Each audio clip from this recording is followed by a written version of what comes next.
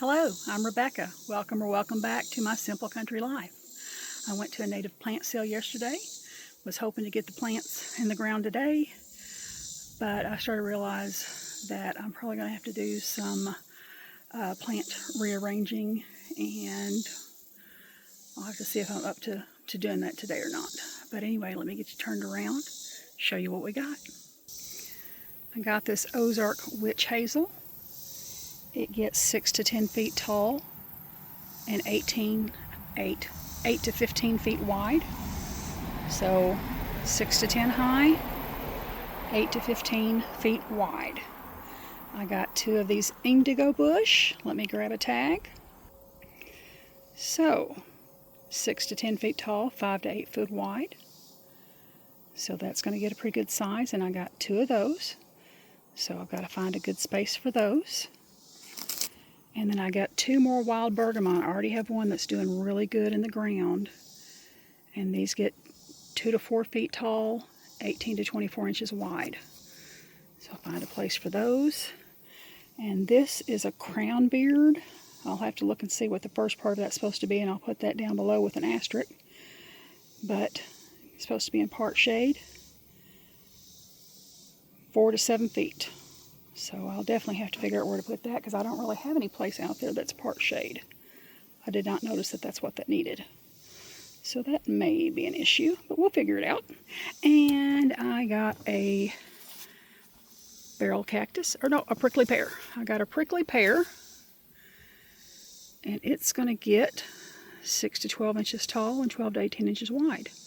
And the lady that I was talking to, she seems to think that it'll get bigger than 12 inches tall. But I got this little pot to put it in, and I meant to pick up some cactus mix, but did not do it. So, since I basically bought plants that get pretty tall and pretty wide, and I have some trees planted and some other bushes already planted, I'm going to have to move some stuff around. Let's go down and look at what we have and discuss, and then maybe y'all can help me make some decisions.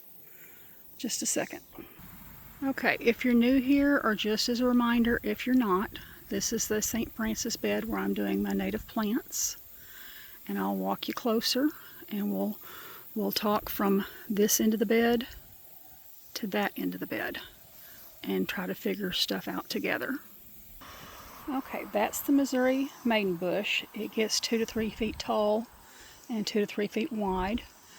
I kind of like it there, but that also might be a good spot for one of the other bushes that get tall and kind of wide. Would fill in that area better than that will, and then that can move maybe towards the front somewhere a little bit, or in the middle.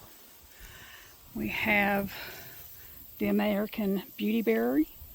It gets 3 to 6 feet tall, and I think also 3 to 6 feet wide.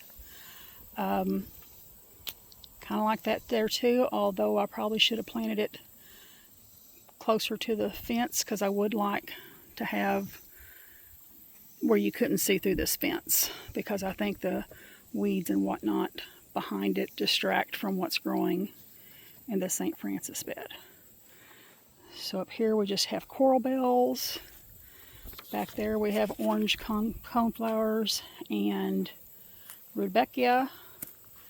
Here is the one wild bergamot that we said gets 2 to 4 feet tall, 18 to 24 inches wide. So I'll probably leave that one there, and then plant the other 2 maybe somewhere in this area, so that they're kind of like dispersed around.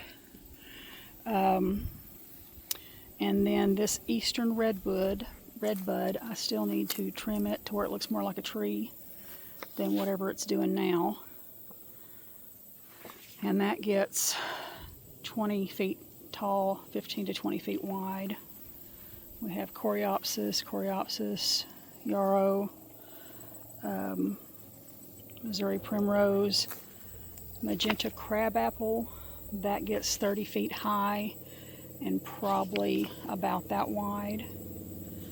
I have this 9 bark that I bought. It gets 2 to 3 feet high, 2 to 3 feet wide. And then the sweet spire bush, which,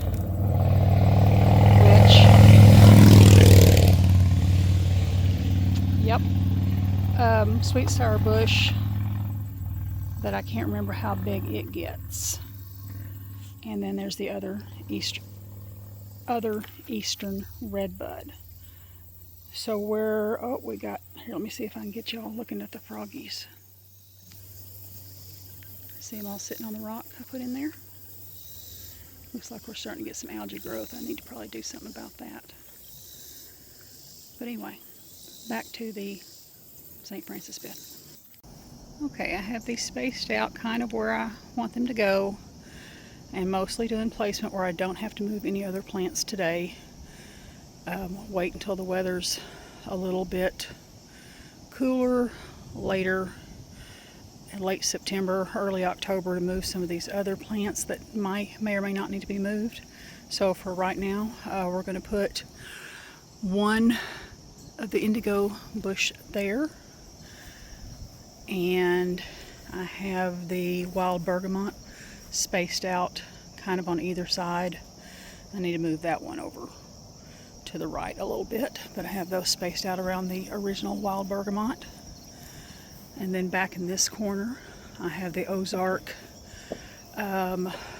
witch hazel, which is going to fill in that corner nicely, but will probably entail me having to move the crabapple. And then I have the other, I've already forgotten what that's called, but the other bush over here. That was like the first one I showed you. Memory of a Squirrel.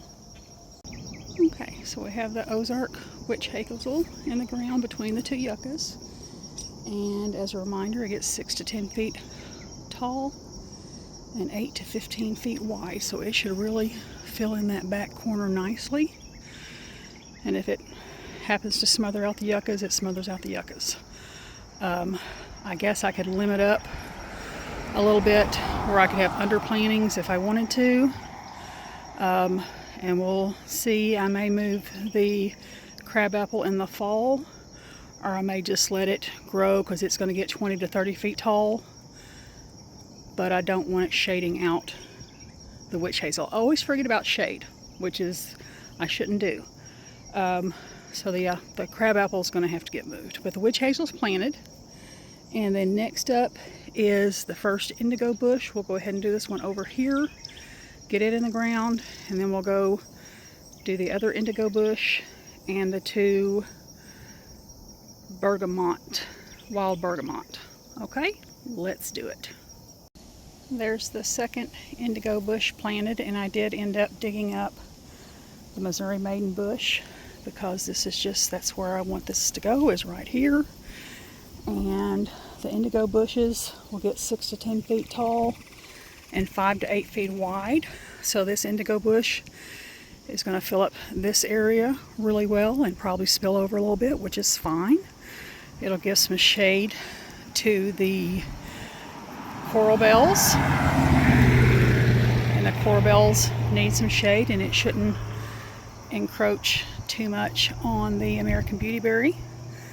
The American beautyberry, I'm getting my notes because I can't remember stuff. American beautyberry, 3 to 5 feet high, 3 to 5 feet wide. So I may actually scoot that back a little bit, but not today. Actually, I'm going to scoot it back a little bit and probably center it more in front of between those two cages that have the bee balm and the butterfly bush. So I'm probably going to be centering it right up in through there. So just scooching it over and back a little bit.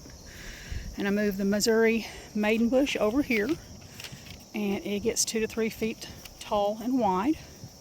So I think that'll be a good backdrop there. So now I just have the two wild bergamots to plant. And so let me get that done. Let me show you this beautiful blooming purple poppy mallow. I think that's what it's called. I always try to call it the wrong thing. Nope, it is a poppy mallow.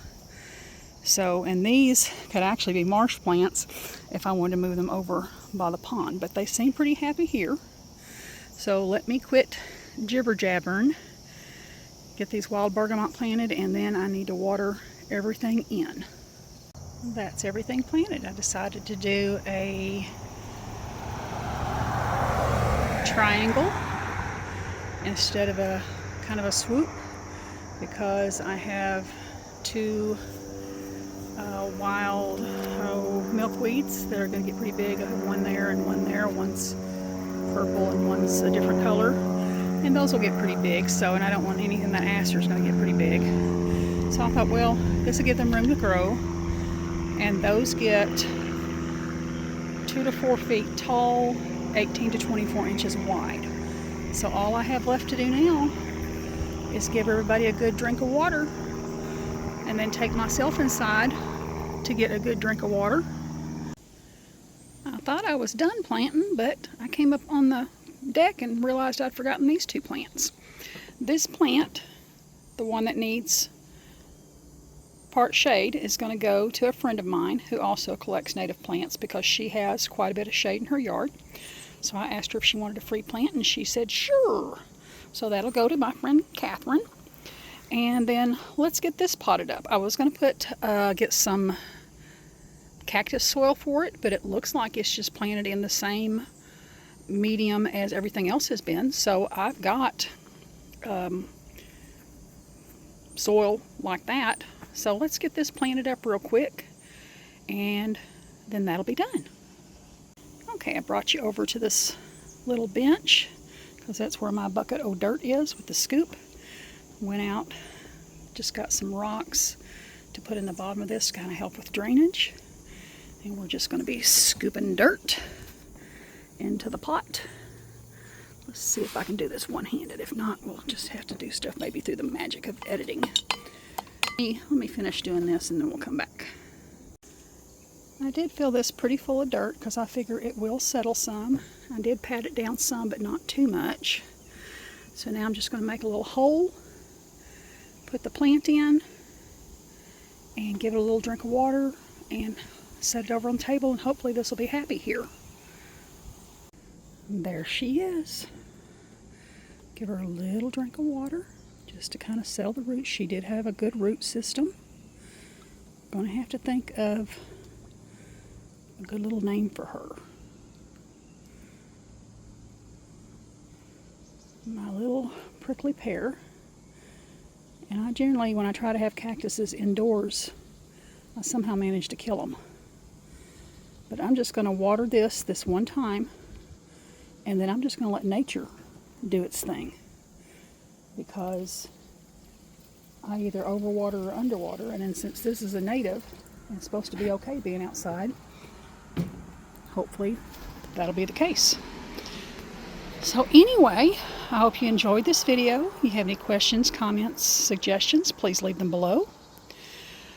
Please like and subscribe if you're so inclined. Thank you for stopping by, and y'all come back.